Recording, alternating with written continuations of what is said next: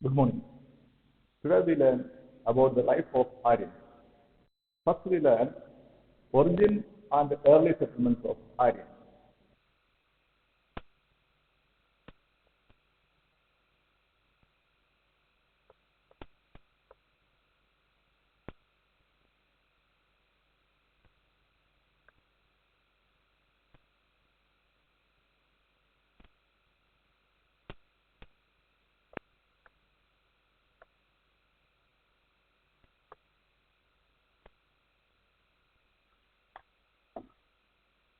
Origin and early settlements of Aryans. Regarding the origin of Aryans, there are two main opinions. Some of the historians say that Aryans are the indigenous people. They originated in India and they spread to different parts of the country. Whereas a German scholar like Max Muller is of the opinion that Aryans are migrated from other parts of the world. In his opinion, Aryans are the people of Central Asia. They migrated from Central Asia to the northwestern part of India and they settled in the northwestern part of India. And this region is called Sapta Sindhu. The place where the Aryans settled first is known as Sapta Sindhu. That means the land of seven rivers. The seven rivers are Jalam, Chenab, Ravi, Beej, Satluj, Indus, and Saraswati. These are the so-called seven rivers or the Sapta Sindhu. The most sacred of these rivers is Saraswati. The early Aryans composed Rigveda on the banks of river Saraswati. And that is why this region later came to be known as Brahmavarta, that means the land of God. So, most of the historians are of the opinion that Aryans are migrated from Central Asia and settled in the northwestern part of India. Regarding the other opinions, like Indian originated from or migrated from Tibet, like these opinions are not so far accepted. The most accepted view regarding the origin of Aryans is they are migrated from Central Asia and settled in the northwestern part of India, that is between 1500 to 1000 BC. So this period is known as early Vedic period or Rig Vedic period. Later they shifted from the Saptasindhu or the northwestern part of India towards southeastern part of India, and that time, that course is known as later Vedic period. Okay, our next topic is society.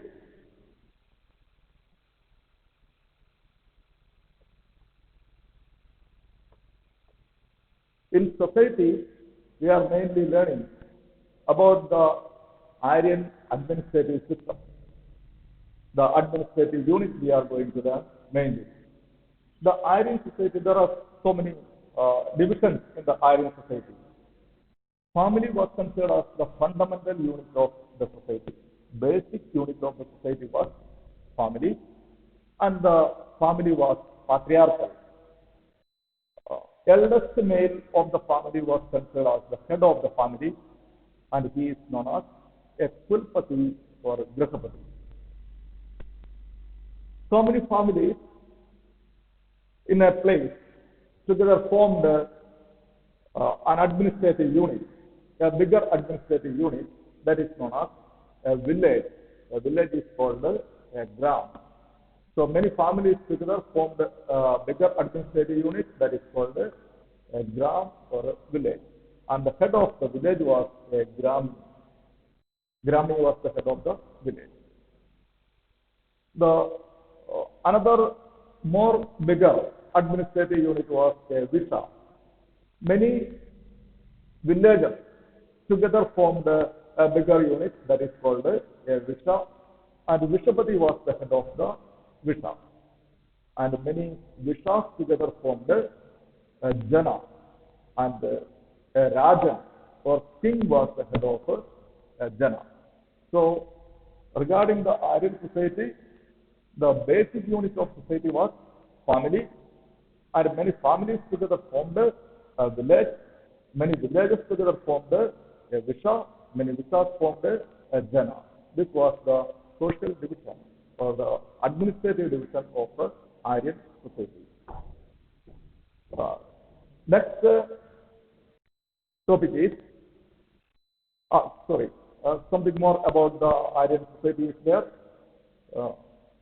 In order to assist the king in the administrative matters, he had a council of ministers. That means ministers, number of ministers assisted the king or helped the king in the governance of the Jana. And besides this council of ministers, some other officials like a Brahmani, a Senani, a Purohita like officers also helped the king in the administration. Then the king had three important assemblies in order to advise him. The assemblies were Sabha, Samiti, and Vitata. A Sabha, a Samiti, and a Vitata advised the king in the administrative matters. But in later Vedic period, we can see these assemblies lost their importance. That's all about the administration. The next position of women in the society. Position of women.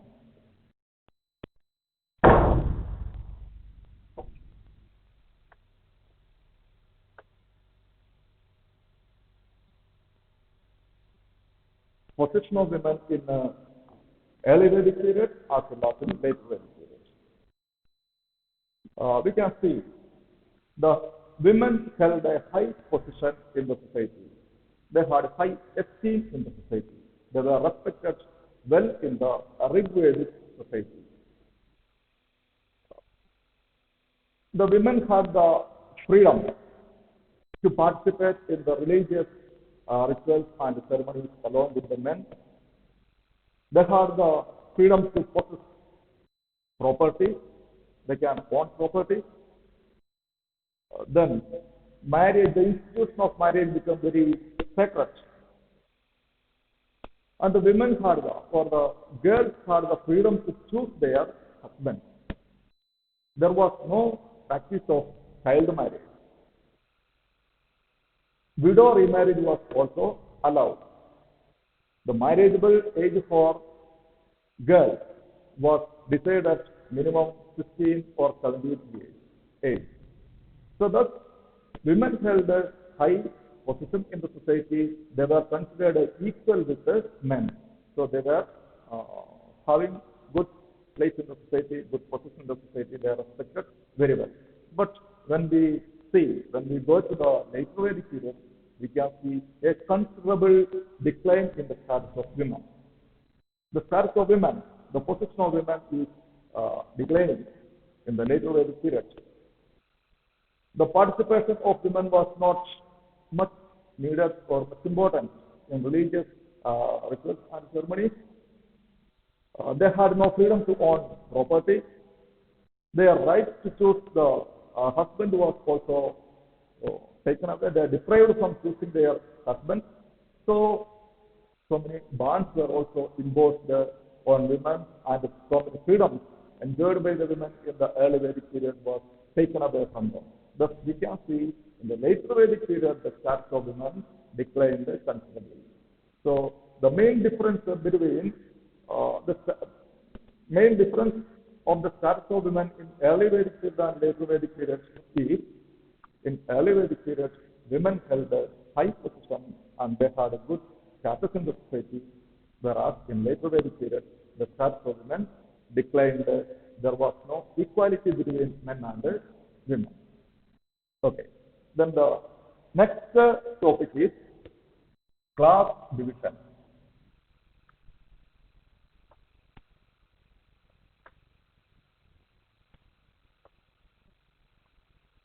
Class division.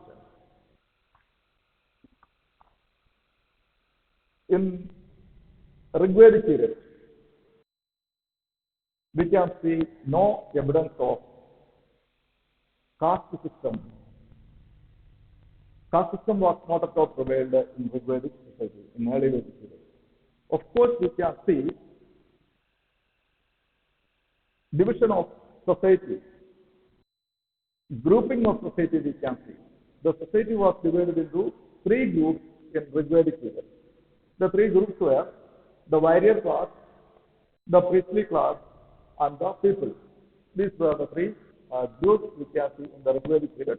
But towards the end of Rigvedic period, we can see a fourth class, a new class, there is a fourth class also emerging, that is called Sudras. Because towards the end of the 10th mandala of Rigveda, the word Sudra appears for the first time.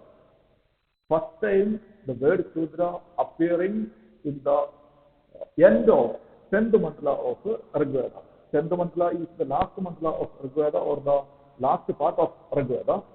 And towards the end of the last part of Rigveda, the word Sudra written or appearing for the first time. That means the term Sudra had used came in prevalence towards the end of Rigvedic period. And this Sudra was the fourth class. So by the end of Rigvedic period, there was four groups in the society, but these much inequalities were not there in the society, in Rigvedic society. But when we move to later Vedic period, we can see much inequalities in the society. Society emergence of four castes we can see in the later Vedic period.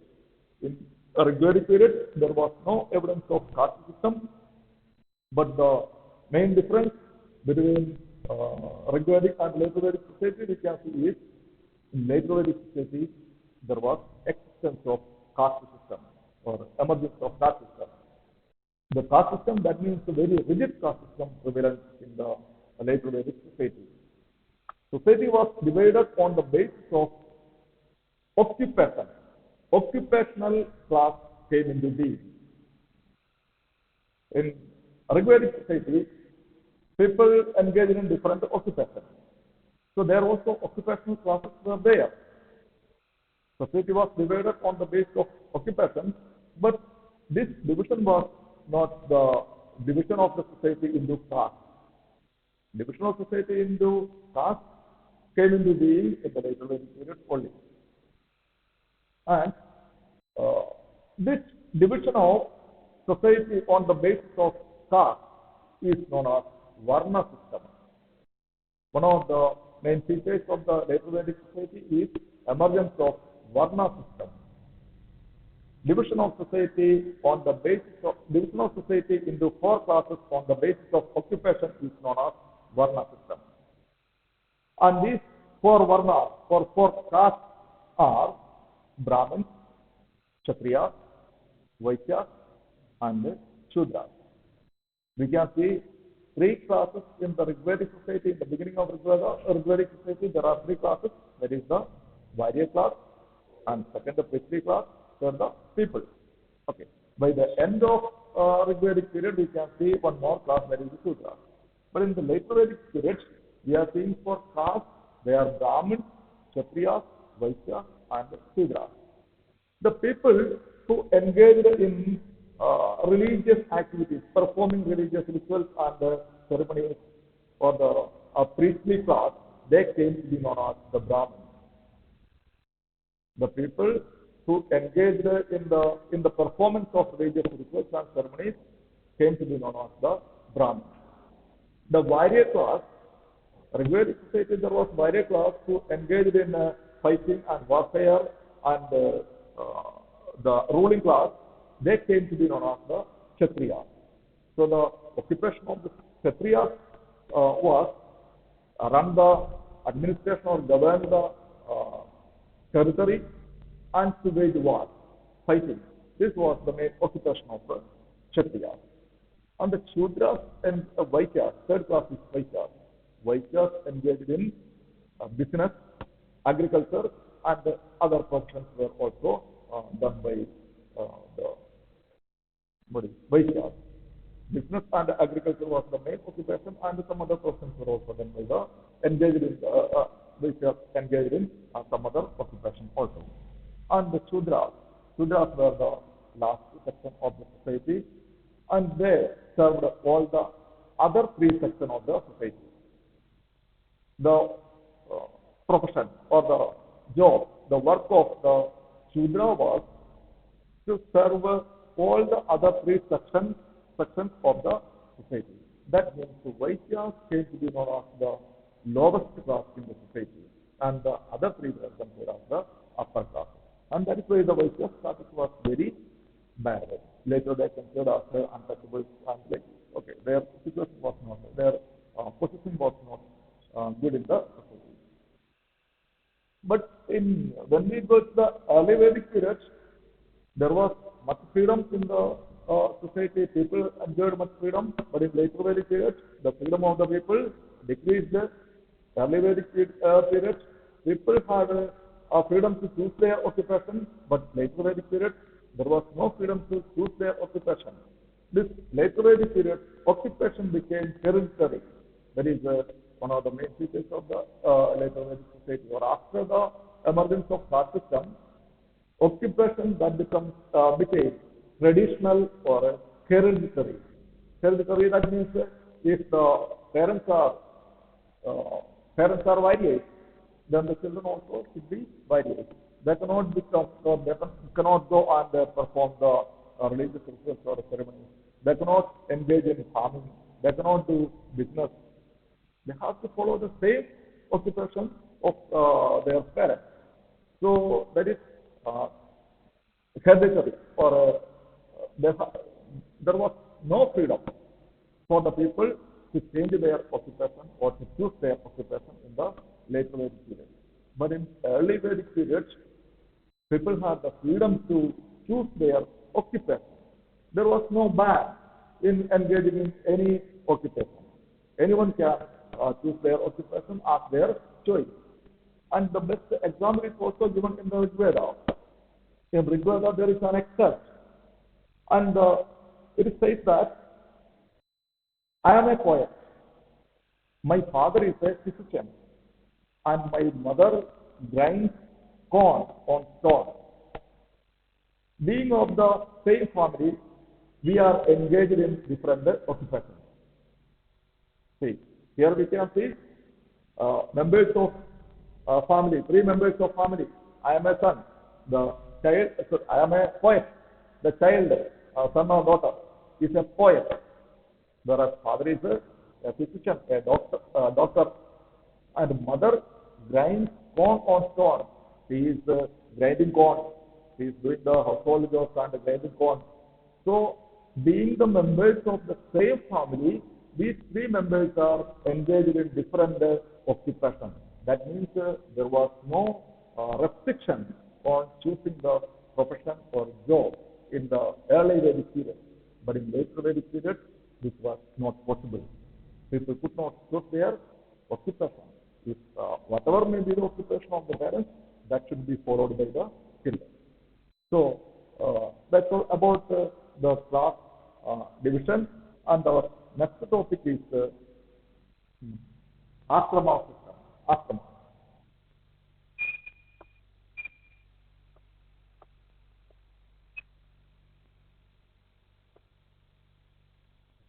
Ashrama system. There is another feature of the Vedic period. A new system came into being in the Vedic age, that is called the ashrama system. We have already seen Varnashrama. Varnashrama is different. Varnashrama is the division of society on the basis of caste. Division of society into four on the basis of caste is called Varnashrama. That is caste system. Whereas ashrama system is different. Ashrama system is the division of a man's life into four stages. That is called Varnashrama. Division of a man's life into four stages is called Varnashrama. And what are these four stages? In the Vedic period, the man's life has been divided into four stages. They are Brahmacharya, Grihastha, Vanaprastha, and Sannyasa. These are the four stages of a man's life. Or these are the four stages into which a man's life was divided. And it is believed that, or it is supposed that, the average lifespan of a man is 100 years. If the lifespan of a man is 100 years, then the 100 years are divided into four equal parts, that is 25 years each. The first 25 years is Brahmacharya. The next 25 years, that means from 25 to 50 years, it is called Grihastha. The third 25 years is Vanaprastha, and the fourth 25 years, Sannyasa. So in these four stages, or in the ashrama system, the first 25 years is called the Brahmacharya. During this period, a man is supposed to get knowledge or education. The first 25 years is meant for getting education. That means Brahmacharya. So in Brahmacharya, what a man is doing, or a child is doing, or a pupil is doing, getting education. The first 25 years is dedicated to get knowledge.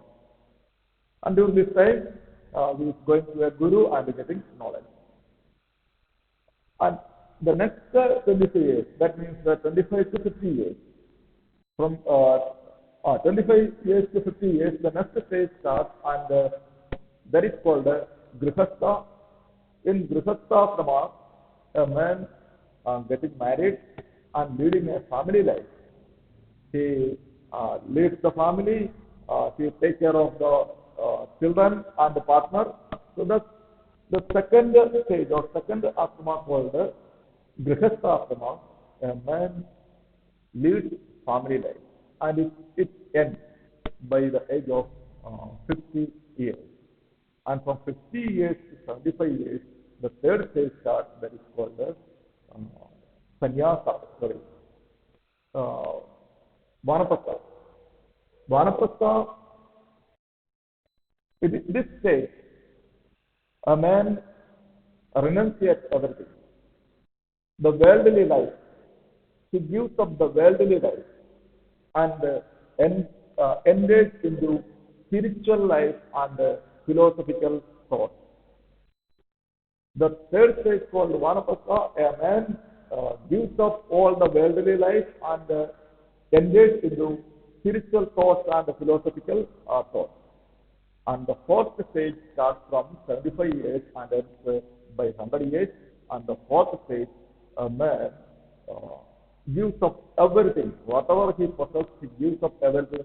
He renunciates completely all the possessions, and he spends his life in meditation for the attainment of moksha or salvation. He is preparing for the salvation, or preparing to attain moksha. And in order to attain moksha, he is renunciating everything and going for a meditation. So that's the four stages of life a man finishes, and this is called the ashrama system. The division of a man's life into four stages is known as ashrama system. Then next topic is education.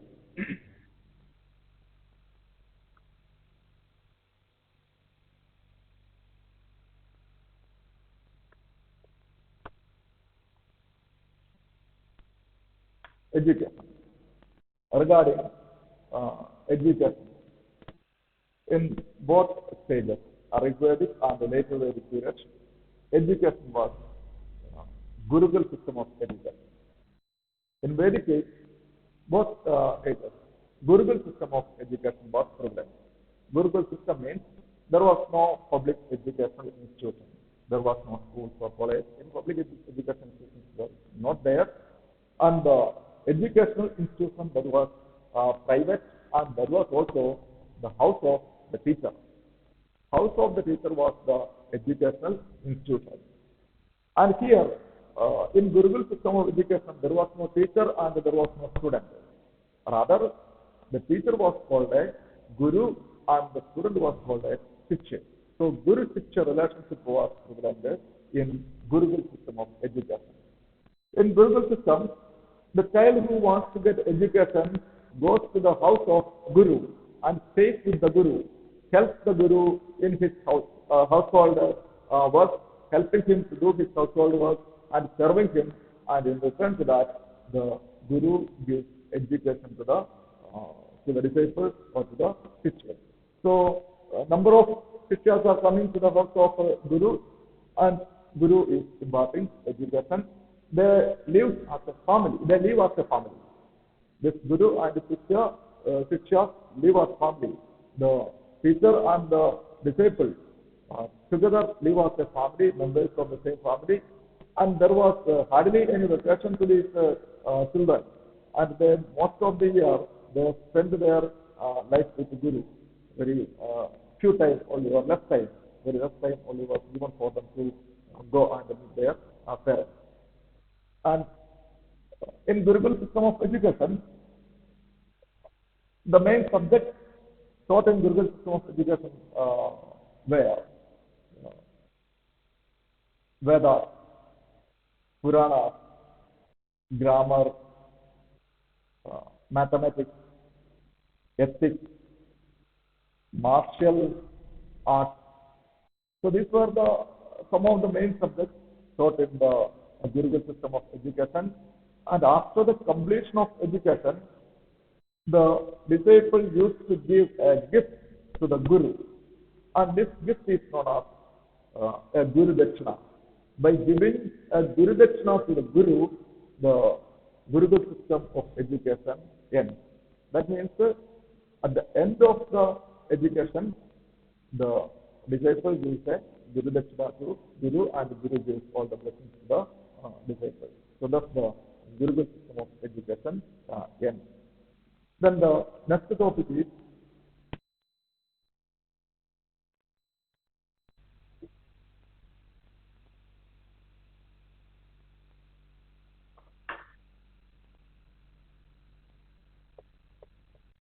food, dress, and amusement.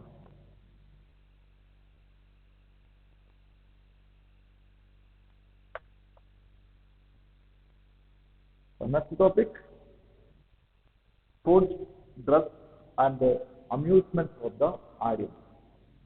First, food. The main, in the Rigvedic period, the Rigvedic period, the main food crop of Rigvedic people was barley. Barley was the main food crop of the Rigvedic people. And besides barley, they used many things. They used milk products. Milk products like milk, then milk products like butter, ghee, kale, etc. were also used. They used fish, meat. They used fruits and vegetables. These all were there included in their food. So the early Vedic people used barley as the staple food crop. Besides this meat, milk products like curd, butter, ghee, etc., fruits and vegetables.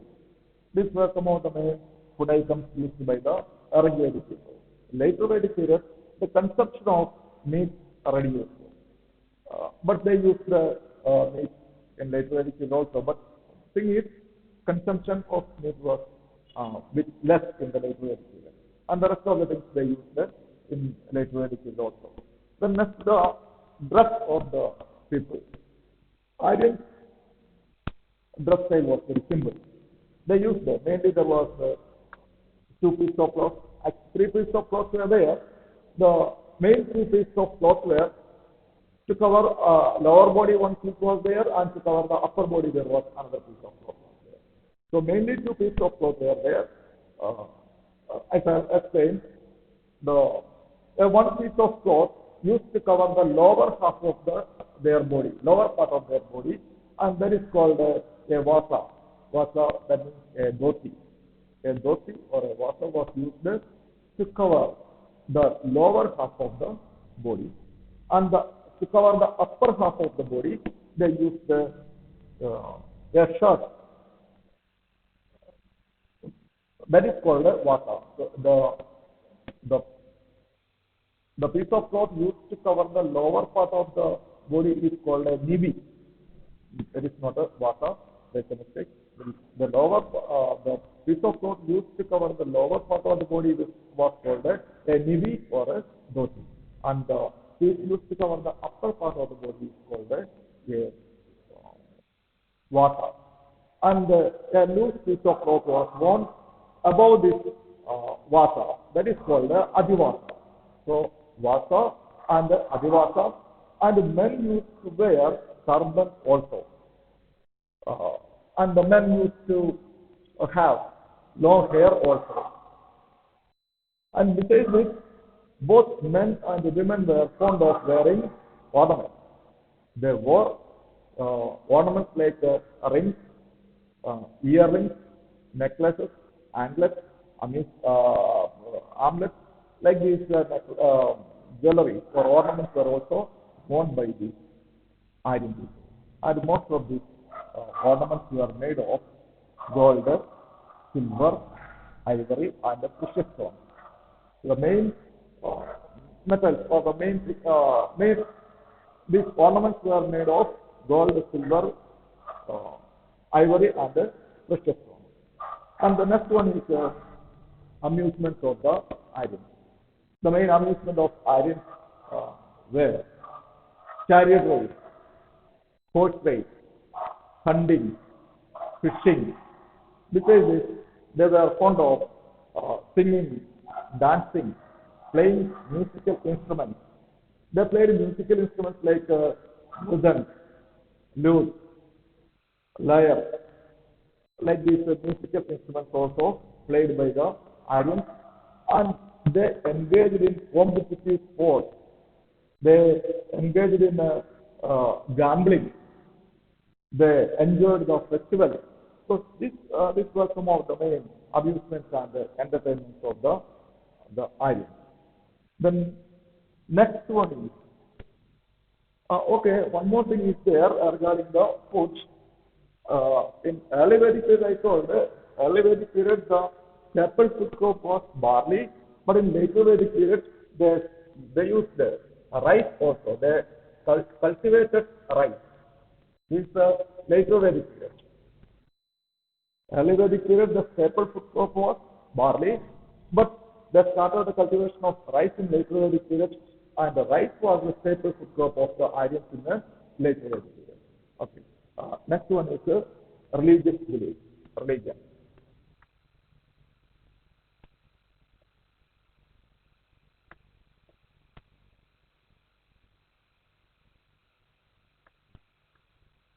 Religious beliefs of the Aryans.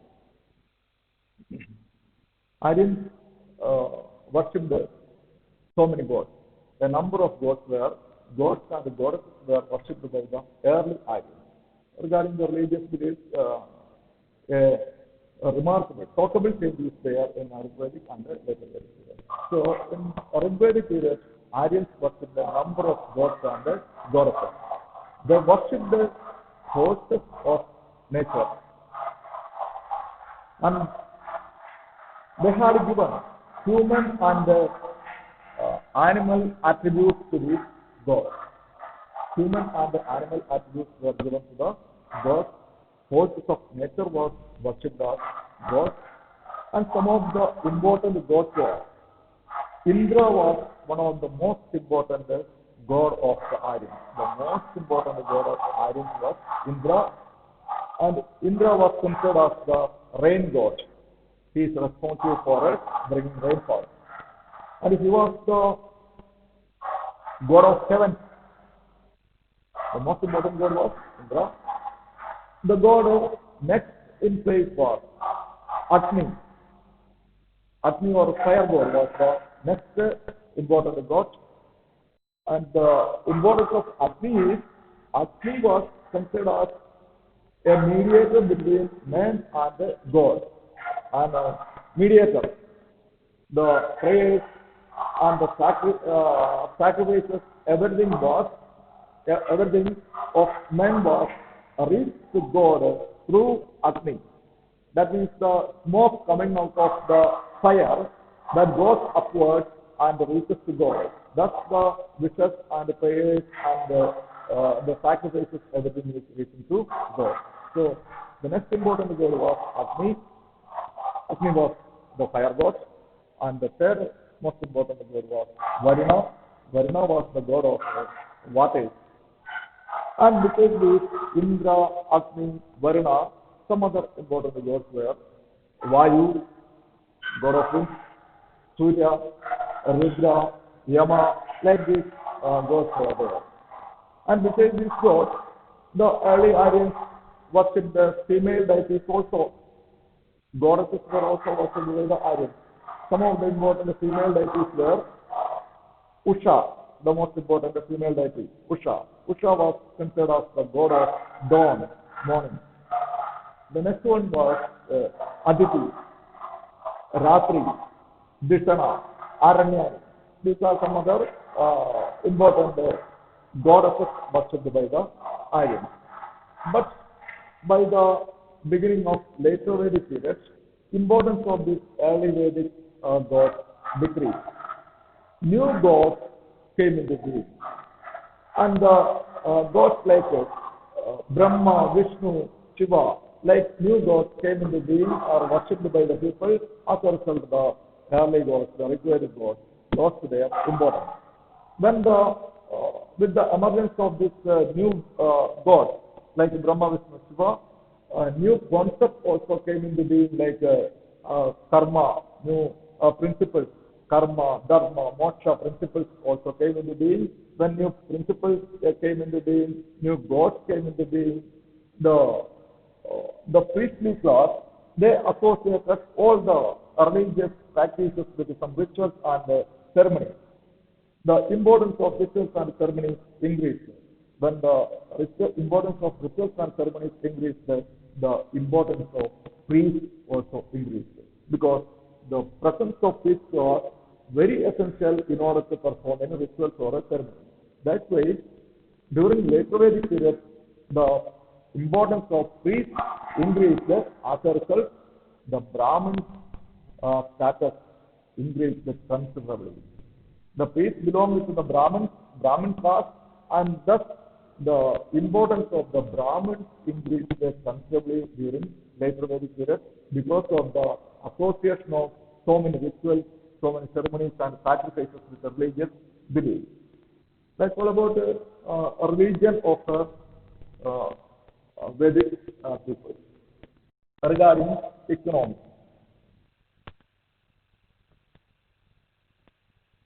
Our last topic related with the Vedic people is the economy. Economy of Rigvedic people, early Vedic people was mainly pastoral. That means animal rearing was the most important occupation of the early Vedic people. And the wealth of a Rigvedic person, the richness of a person in Rigvedic period was measured with the number of cows or cattle he possessed. If a person is possessing more number of cattle, then he is considered as a rich person. So the possessing the number of cattle was the main basis of richness, or measuring the richness or wealth of a person was by counting the number of cows or cattle he possessed. But thus pasturing or animal rearing was the most important occupation in Rigvedic period, and agriculture was secondary occupation only. But in later Vedic period, iron was discovered.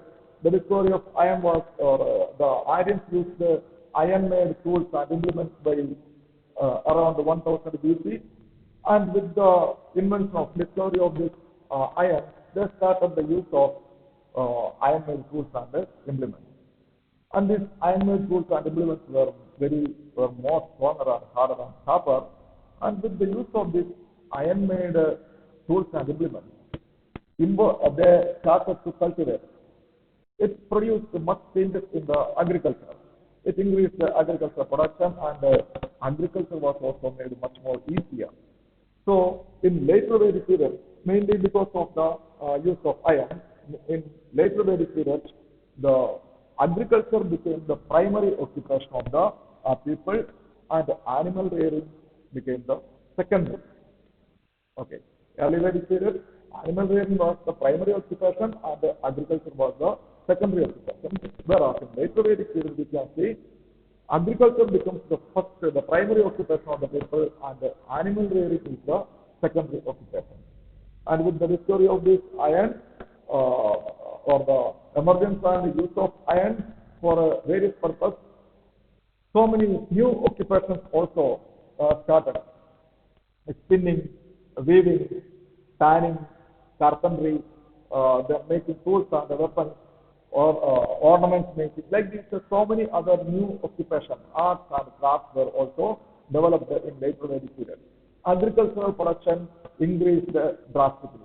So when there was a surplus production, they wanted to sell the surplus product. As a result, marketing system came into being, new cities emerged, and this marketing system and new emergence of new cities led to trade. So trade also developed in the later Vedic period, or trade also started in the later Vedic period.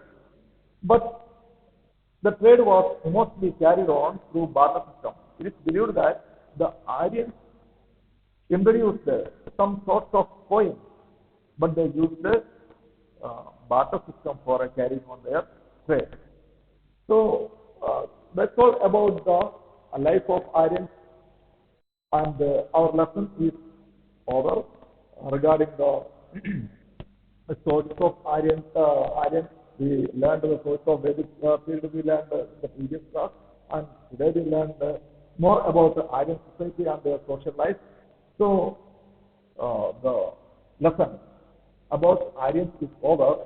You read the lesson very well, and you learn the lesson.